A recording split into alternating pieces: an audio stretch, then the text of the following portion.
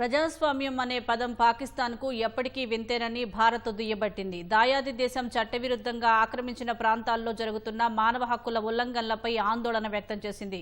వాటిని వెంటనే ఆపాలని డిమాండ్ చేసింది.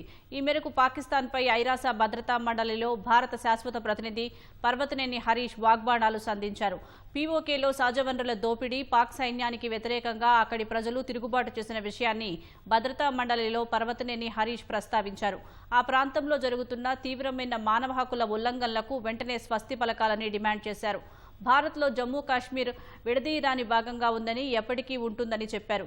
జమ్మూ కాశ్మీర్ ప్రజలు ప్రజాస్వామ్యానికి అనుగుణంగా వారి ప్రాథమిక హక్కులను వినియోగించుకుంటున్నారని తెలిపారు. ఇది పాక్కు ఎప్పటికీ మింగుడుపడదని విషయమని ఎద్దేవా చేశారు. ఐరాస భద్రతా మండలిలో సంస్కరణలు అవసరమని పర్వతనేని హరీష్ పునరుద్ఘాటించారు.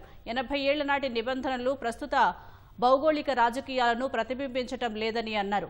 సమయానుకూలంగా శాశ్వత దేశాల సంఖ్యను పెంచాలని అన్నారు.